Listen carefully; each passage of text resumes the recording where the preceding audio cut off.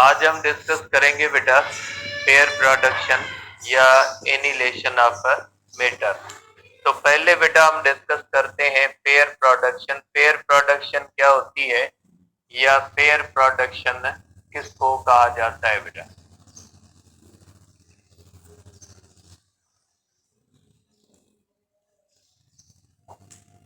देखिए बेटा, pair production के अंदर ये देखा गया है, इससे पहले दो हम प्रोसेसेस पढ़ के आए हैं। एक अल्ट्रा वायलेट लाइट का प्रोसेस है जिसके अंदर हमने ये देखा था कि अगर अल्ट्रा वायलेट लाइट किसी मेटल सरफेस के ऊपर फॉल करेगी तो मेटल सरफेस में से इलेक्ट्रॉन इमिट होते हैं। तो ऐसी फिनोमिना जिसमें मेटल सरफेस के ऊपर लाइट फॉल करने से मेटल सरफेस से इलेक्ट्रॉन इमिट हो, तो ऐसी फिनोमिना को अल्ट्रा जो है वो कहा जाता है फोटो इलेक्ट्रिक इफेक्ट। और ये फोटो इलेक्ट्रिक इफेक्ट जो हमने देखा था, ये देखा था कि ये होता है जो है वो अल्ट्रा वायलेट लाइट के अंदर। और उसके अंदर हमने ये देखा था कि अल्ट्रा वायलेट लाइट या तो इलेक्ट्रॉन में कंप्लीटली एब्जॉर्ब होती है या तो अल्ट्रा वायलेट लाइट बिल्कुल भी एब्जॉर्ब नहीं होती। और दूसरा हमने फिनोमिना या प्रोसेस देखा था कम्पटन इफेक्ट। उसके अंदर हमने देखा था कि ये एक्सरेज के लिए था और उसके अंदर हमने ये देखा था कि जो एक्सरेज होते हैं, एक्सरेज कुछ एनर्जी इलेक्ट्रॉन को देते हैं, रिमेनिंग एनर्जी अपने साथ ले जाते हैं। मीन्स एक्सरेज जो होते हैं वो पार्शियल ट्रांसफर ऑफ एनर्जी कर सकते हैं। ठीक है, वो सिंपली और उसके बाद बेटा जो होता है पेयर प्रोडक्शन, इसके अंदर होता है gamma ray.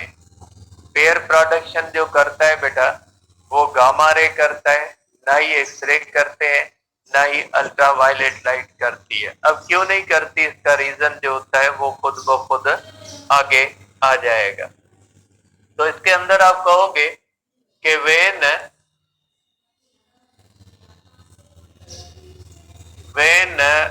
Gamma ray photon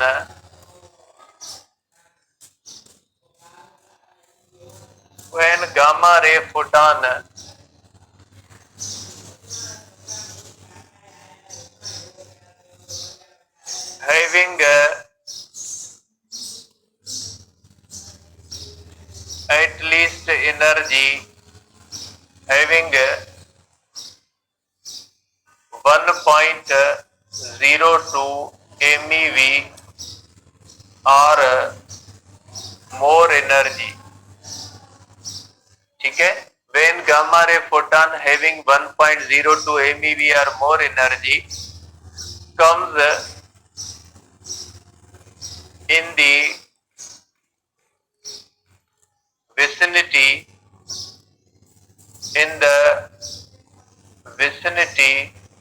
of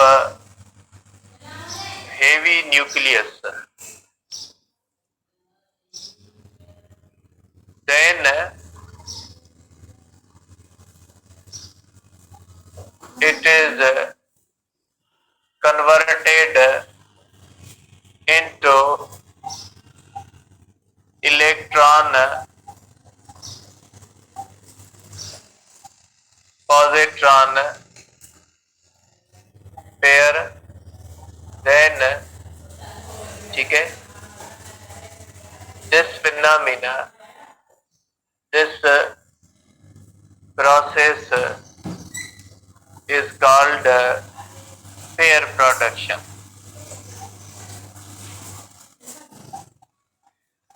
बेटा आप इसको इस तरह से कह सकते हैं कि इसके अंदर दो चीजों का होना जरूरी है। एक हेवी न्यूक्लियस का होना जरूरी है और दूसरा गामा रे फोटॉन। हर गामा रे फोटॉन भी नहीं, ऐसा गामा रे फोटॉन जिसकी एनर्जी 1.02 MeV हो या उससे ज्यादा हो। तो आप कह सकते हैं कि ये देखा गया है कि कोई भी गामा रे फोटॉन जिसकी कम से कम एनर्जी 1.02 MeV हो या उससे ज्यादा हो, तो ऐसा गामा रे फोटॉन जिसकी एनर्जी 1.02 MeV हो या उससे ज्यादा हो, तो ऐसा गामा रे फोटॉन जब किसी भी हेवी न्यूक्लियस के करीब आता है, तो हेवी न्यूक्लियस के करीब आने के बाद वो दो पार्टिकल्स के अंदर तकसीम हो जाता है। एक उसमें से इलेक्ट्रॉन बनता है और दूसरा उसमें से पॉजिट्रॉन बनता है। तो इस तरह से ऐसी फिनोमिना जिसमें हेवी न्यूक्लियस के पास में आने से गामा रे फोटॉन इलेक्ट्रॉन और पॉजिट्रॉन में तकसीम हो जाए, तो ऐसी फिनोमिना को हम कहते हैं कि ये पेयर प्रोडक्शन है। अब पेयर प्रोडक्शन में इलेक्ट्रॉन और पॉजिट्रॉन बनते हैं। ठीक है, पॉजिट्रॉन क्या होता है बेटा? पॉजिट्रॉन के बारे में आप कह सकते हैं कि पॉजिट्रॉन को पॉजिटिव इलेक्ट्रॉन भी कहा जाता है। पॉजिटिव इलेक्ट्रॉन भी आप कह सकते हैं। Mass equal to electron, mass equal to electron and charge equal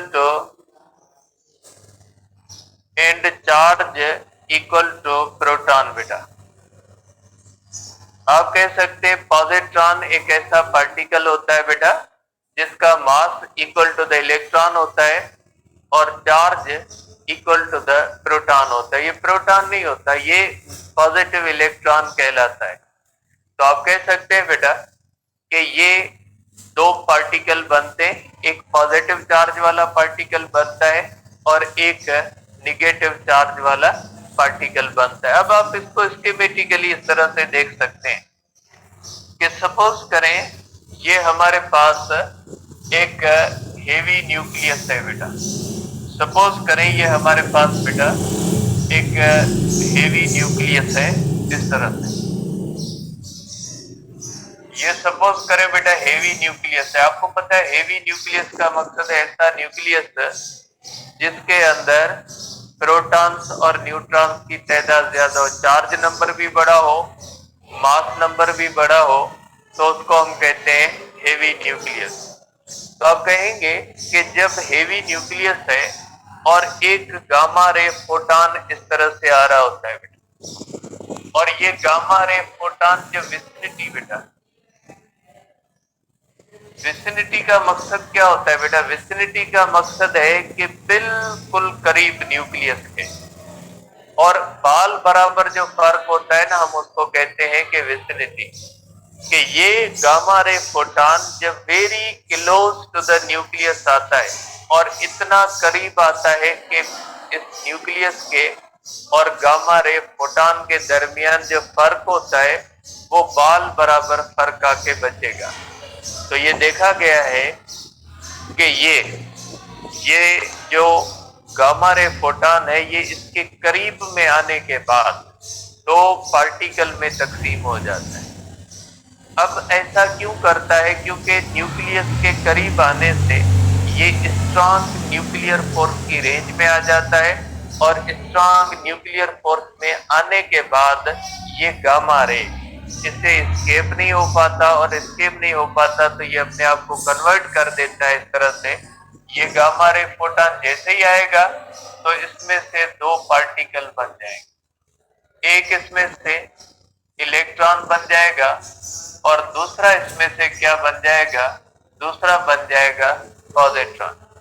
और ये जो गामा रे है इसकी एनर्जी जो होनी चाहिए वो ग्रेटर देन और इक्वल टू 1.02 MeV होना चाहिए, मेगा इलेक्ट्रॉन वोल्ट। ये हमारे पास न्यूक्लियस है, हेवी न्यूक्लियस। ये हो गई pair production.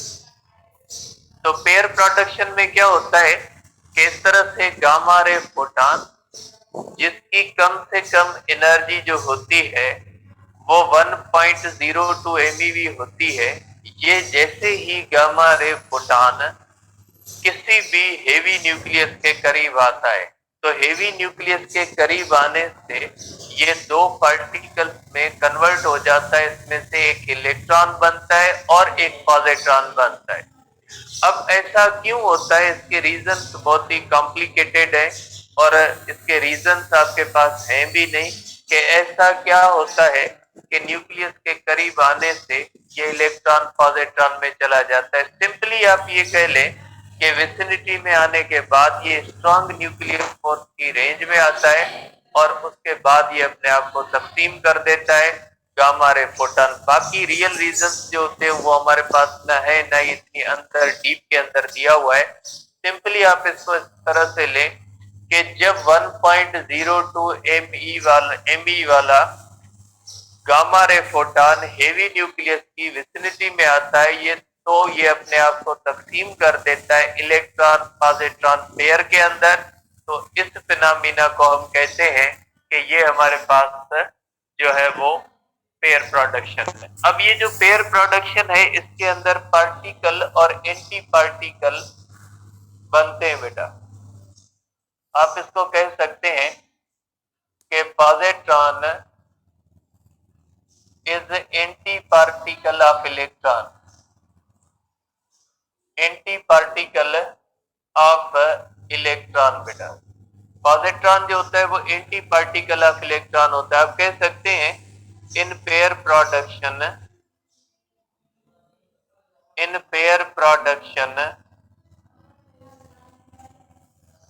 Particle and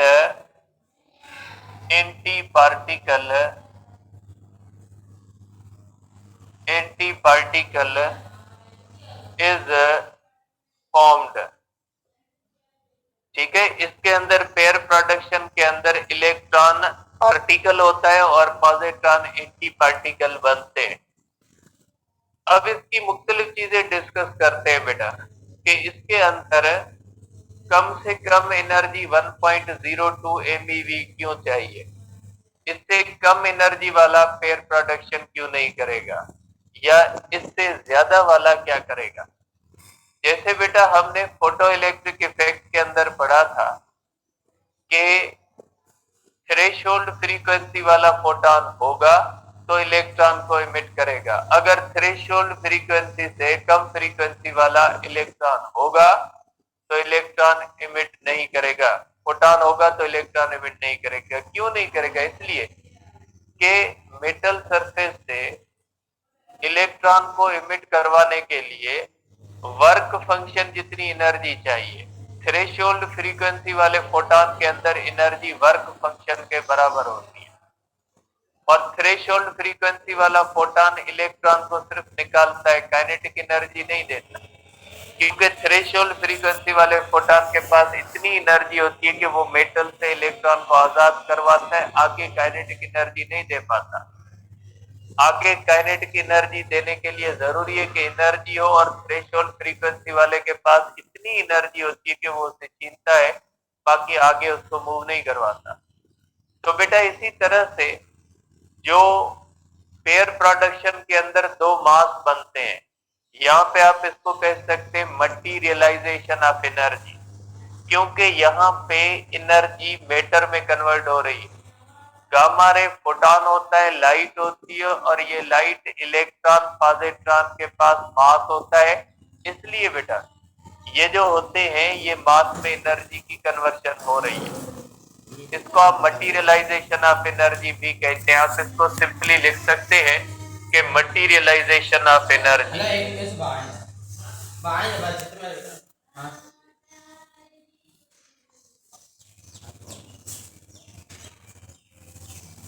मटीरियलाइजेशन of energy भी इसको कहा जाता है बेटा।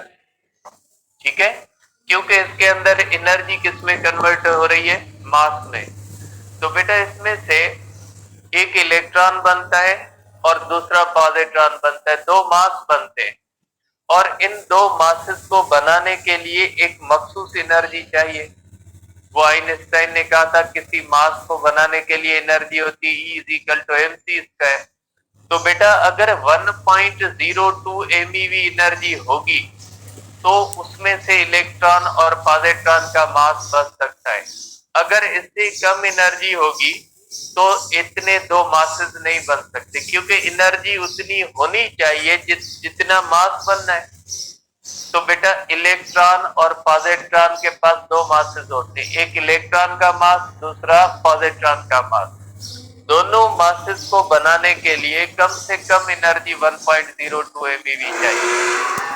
जैसे फॉर एग्जांपल आप ये डोर हो तो उसके लिए आप कैलकुलेशन करते हो, फॉर एग्जांपल आपकी कैलकुलेशन में आते हैं कि उसके लिए 30,000 ब्रिक्स चाहिए। तो वो रूम बनाने के लिए आपको 30,000 ब्रिक्स चाहिए, तब जाके आपका डिजाइन रिक्वायर्ड जो होगा डिजाइन वाला रूम बनेगा। अगर जो आपने डिजाइन सोची हुई है उसको बनाने के लिए अगर 30,000 ब्रिक्स चाहिए तो वो कभी भी 15,000 ब्रिक्स पे नहीं बनेगी और दूसरा रूम बन सकता है, बाकी उस जैसा जो 30,000 की डिजाइन वाला है वो उसी पे बनेगा। तो इसी तरह से बेटा इसमें से दो मास बनते हैं। इन दोनों मासेस को बनाने के लिए कम से कम एनर्जी कितनी चाहिए? 1.02। अगर होगी तो दो मास बनेंगे, क्योंकि आइंस्टाइन कहता है कि एनर्जी से मास बनता है। जाहिर है एनर्जी से मास बनता है तो उतने जो मास बनाना है उतनी एनर्जी हम देंगे ना, इसलिए आप कहोगे कि इसके अंदर इतनी एनर्जी जरूरी इसलिए होती है बेटा। Mass of electron and positron are equal to 1.02 MeV energy. Therefore, at least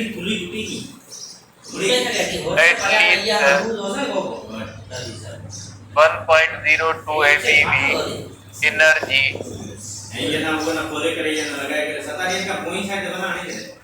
equivalent कर देगा, क्योंकि इक्वल एक अलग चीज होती है। Is required for this purpose. ठीक है बेटा। अब इसके अंदर इनके दोनों मासेस के जो होते हैं वो ये होती है हमारे पास energy is equal to m0c² plus हो जाएगी, इसके अंदर दो पार्टिकल बनते हैं बेटा, टोटल एनर्जी हो जाएगी बेटा m0c² plus m0c² is equal to 1.02 MeV बेटा। यहाँ पे मास जो होगा ये 9.1 10⁻³ किलोग्राम होगा, क्योंकि मास ऑफ इलेक्ट्रॉन और मास ऑफ पॉजिट्रॉन इतने होते हैं बेटा।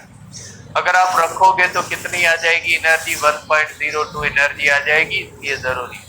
अब अगर 1.02 से ज्यादा होगी बेटा, अगर 1.02 से ज्यादा होगी ना तो बाकी एनर्जी किसमें चली जाएगी? काइनेटिक एनर्जी, और kinetic energy of electron and positron होगी। अगर फॉर एग्जांपल इसके अंदर 1.5 है MeV, तो बेटा 1.02 से ये दोनों पार्टिकल बनेंगे, बाकी रिमेनिंग एनर्जी किसमें चली जाती है?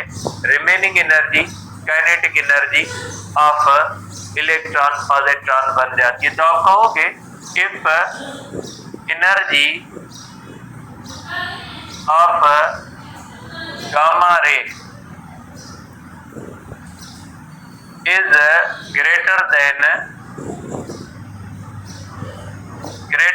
1.02 MeV, then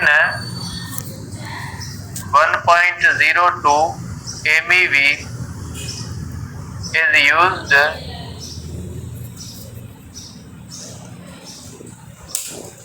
to generate electron and positron,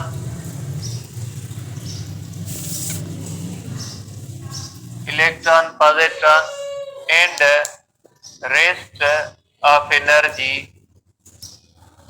becomes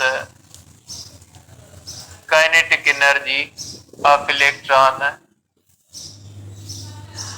and positron.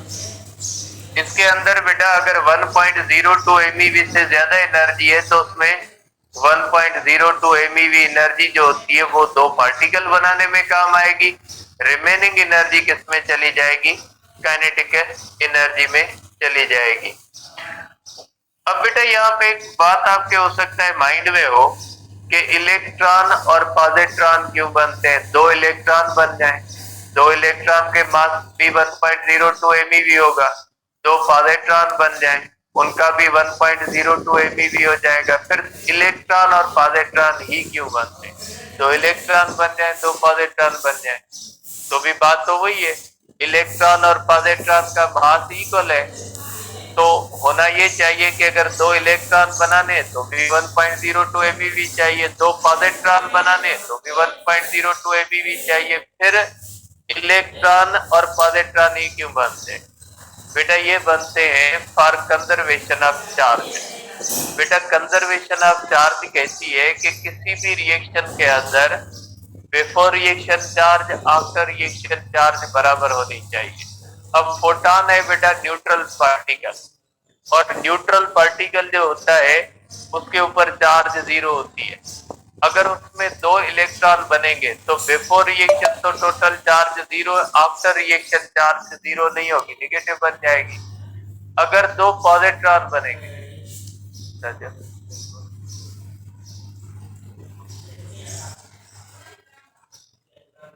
चलो प्रोटॉन चला लिखना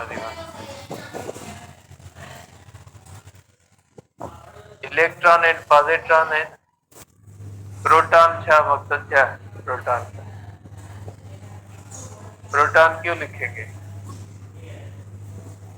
जो बच्चा प्रोटॉन का कह रहे हैं ना, प्रोटॉन क्यों लिखेंगे बेटा? रीजन आप लिख दे, जिसने ये लिखा है ना कि इलेक्ट्रॉन की जगह पे प्रोटॉन होगा, तो क्यों लिखेंगे रीजन? ऐसे खामखा बीच में, तभी तो हम कहते हैं ना, खामखा बीच में ऐसी बातें करते नहीं किया करें, या स्क्रीन शेयर करते हो या ऐसी बातें करते हो तो मसला होता है। प्रोटॉन की तो बात ही नहीं है, यहाँ पे पॉजिट्रॉन की बात हो रही है। तो देखें, अब ये जो दो अपोजिटिवली चार्ज पार्टिकल बनते हैं, ये फॉर कंजर्वेशन ऑफ चार्ज होता है। फोटॉन की चार्ज 0 होती है, अगर बाद में दो इलेक्ट्रॉन बन जाते हैं तो बाद में चार्ज 0 नहीं होगी। अगर बाद में दो इलेक्ट्रॉन बन जाते हैं या पॉजिट्रॉन बन जाते हैं तो बाद में जो होगी बेटा चार्ज की कंजर्वेशन नहीं होगी, तो ये कंजर्वेशन ऑफ चार्ज के लिए होता है बेटा। ठीक है, तो आप लिखोगे कि 2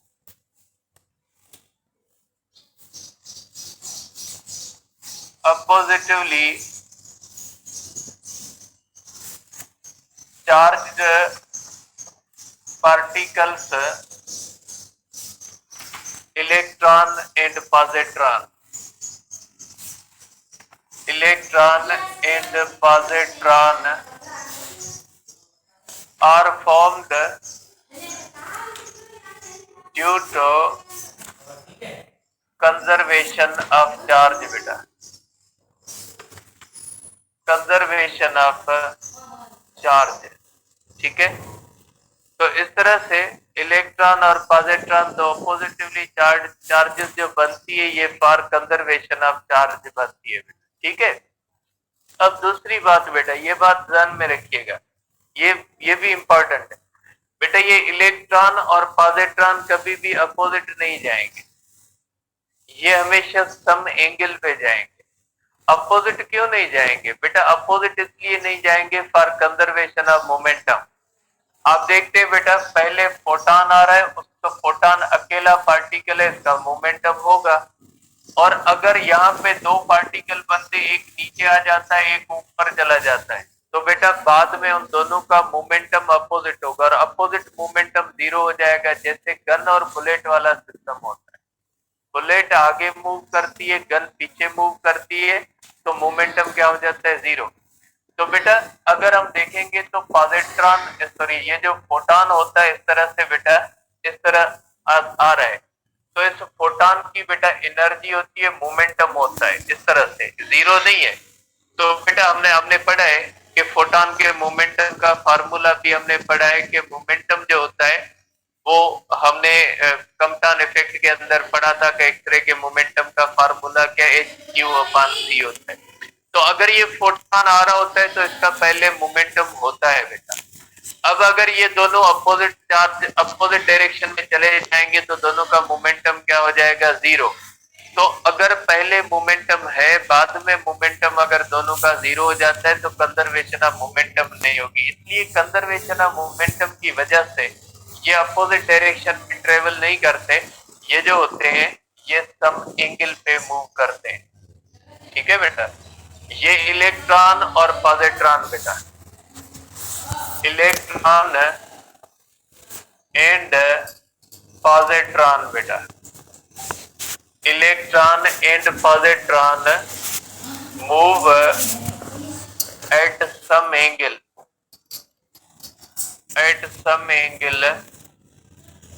for conservation of momentum.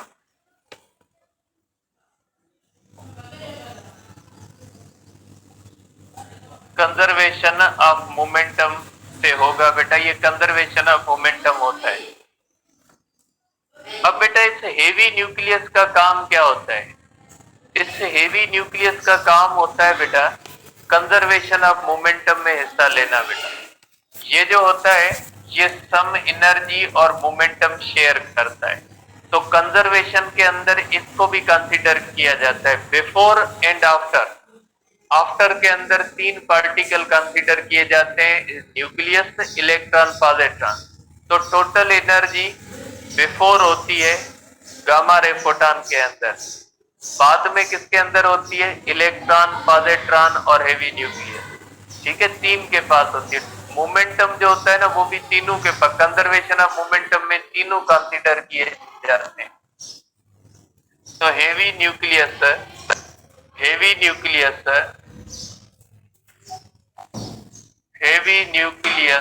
Pledge role in conservation of momentum and also shares some energy। ये कंजर्वेशन ऑफ मोमेंटम में भी हिस्सा लेता है और सम एनर्जी भी शेयर करता है बेटा।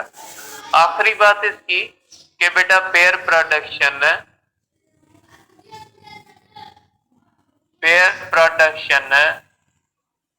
does not takes place in space। बेटा स्पेस में क्यों नहीं होती? Because absence of heavy nucleus बेटा स्पेस के अंदर तो न्यूक्लियस होता नहीं, गामा रे हो सकते हैं लेकिन न्यूक्लियर तो नहीं होते। स्पेस मीन्स वैक्यूम, वहां पे न्यूक्लियस नहीं होगा। तो बेटा ये आप कह सकते हैं कि ये जो होगा ये स्पेस के अंदर टेक प्लेस नहीं करता, ये जो पेयर प्रोडक्शन होती है। ठीक है, तो पेयर प्रोडक्शन जो होती है वो न्यूक्लियस जो है वो स्पेस के अंदर नहीं होगी। तो ये हो गई हमारे पास बेटा पेयर प्रोडक्शन। मैं इसकी आखिर में इक्वेशन लिख देता हूं बेटा। इसकी इक्वेशन ये होती है बेटा, इसकी ये इक्वेशन होती है बेटा कि फोटॉन आता है उसकी एनर्जी होती है एच न्यू। ठीक है बेटा, ये जो एच न्यू होती है ये इसमें से बेटा 2 पार्टिकल बनते हैं, इसमें से 2 पार्टिकल बनते हैं। या आप इसको अलग से कर दे बेटा, एम नॉट सी स्क्वायर बेटा, इलेक्ट्रॉन बनता है प्लस इसमें से काइनेटिक एनर्जी इलेक्ट्रॉन की बनती है प्लस इसमें M naught C square, energy जाती है पॉजिट्रॉन के लिए प्लस इसमें से काइनेटिक एनर्जी बनती है पॉजिट्रॉन के लिए। ठीक है, ये इसको आप इक्वेशन में लिख सकते हैं कि इसके पास जो एनर्जी 1.02 होती है इसमें से एक इलेक्ट्रॉन का मास को बनाने में एनर्जी जाती है, काइनेटिक एनर्जी ऑफ इलेक्ट्रॉन बनती है पॉजिट्रॉन का मास बनाने में plus kinetic energy of positron के लिए इस्तेमाल होती है बेटा। अब इसका एक और रिवर्स प्रोसेस होता है बेटा जिसको हम कहते हैं कि ये एनिलेशन है बेटा। अब इसका एक और प्रोसेस भी होता है जिसको हम कहते हैं एनिलेशन ऑफ मैटर बेटा। ठीक है, अब एनिलेशन को देखते हैं कि एनिलेशन के अंदर क्या होता है बेटा। अब ये होता है बेटा, इसके बाद हमारे पास इसी टॉपिक के अंदर है एनिलेशन ऑफ मैटर बेटा। एनिलेशन ऑफ मैटर के अंदर क्या होता है, या एनिलेशन ऑफ मैटर क्या बताती है बेटा। एनिलेशन ऑफ मैटर हमें बताती है ये बेटा reverse process of pair production है बेटा।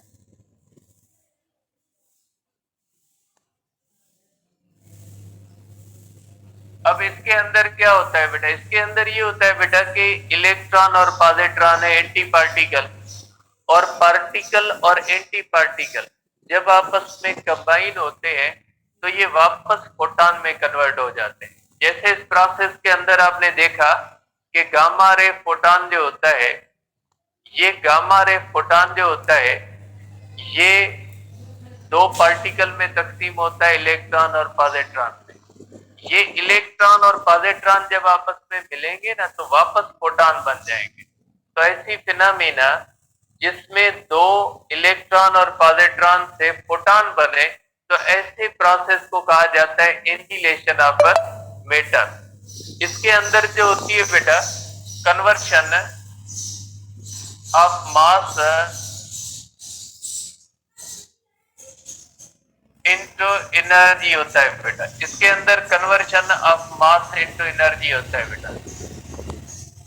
पार्टिकल एंड एंटी पार्टिकल बेटा, electron and positron, electron and positron combine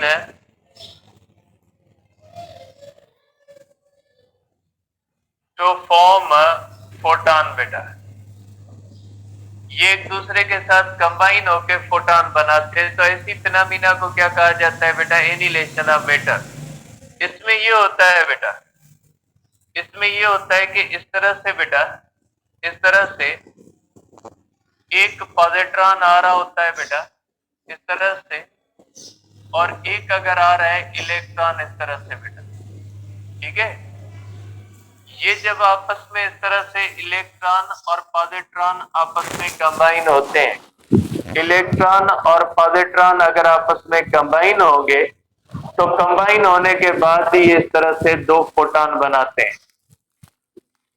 ठीक है, इसमें से दो फोटॉन बनते हैं बेटा, और हर एक फोटॉन की एनर्जी कितनी होती है बेटा, 0.51 MeV होती है इसकी, और 0.51 MeV इसकी होती है। क्योंकि बेटा इन दोनों की एनर्जी 1.02 MeV होती है, इससे दो बनते हैं, तो आधी इलेक्ट्रॉन को मिलती है और आधी आधी एक फोटॉन को मिलती है और आधी किसको मिलती है, दूसरे फोटॉन को। तो आप कहो कि 2 फोटॉन्स एटलीस्ट, इससे ज्यादा बन सकते हैं लेकिन एटलीस्ट बेटा, एटलीस्ट 2 फोटॉन्स आर फॉर्म्ड। ठीक है, दो जो होते हैं वो फोटॉन होते हैं बेटा, हैविंग मिनिमम एनर्जी। इससे ज्यादा हो सकती है बेटा, लेकिन हैविंग मिनिमम एनर्जी 0.511 MeV बेटा। ये दो फोटॉन बनते हैं, और ये फोटॉन अपोजिट डायरेक्शन में जाते हैं बेटा। फोटॉन अपोजिट डायरेक्शन में इसलिए जाते हैं क्योंकि मोमेंटम की कंजर्वेशन होती है। दोनों पार्टिकल अपोजिट आ रहे हैं, पहले मोमेंटम 0, और फोटॉन अपोजिट जाएंगे तो मोमेंटम क्या होगा बेटा, 0। 2 photons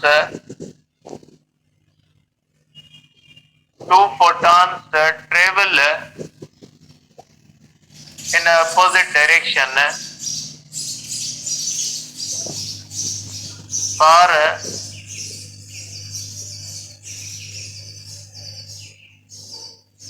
कंजर्वेशन ऑफ मोमेंटम। ये कंजर्वेशन ऑफ मोमेंटम की वजह से बेटा अपोजिट डायरेक्शन में जाते हैं। ठीक है, अब इसकी आप लिख सकते हैं बेटा इक्वेशन। इसकी अगर आप इक्वेशन लिखोगे तो इस तरह से लिखोगे बेटा, एम नॉट सी स्क्वायर बेटा, इस तरह से।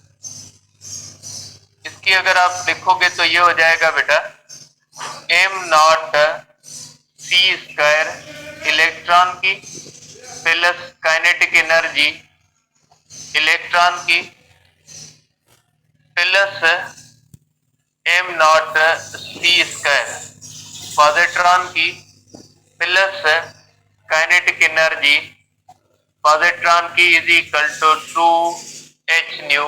इससे मिल बन जाएंगे बेटा। ठीक है, तो आप इसको कह सकते हैं कि ये इसकी इक्वेशन बनेगी कि इसका एनर्जी इसकी एनर्जी दोनों आपस में कंबाइन होंगे और इनकी काइनेटिक एनर्जी से क्या बन जाएगा, 2h न्यू बन जाएगा। इसको कहा जाता है एनिलेशन।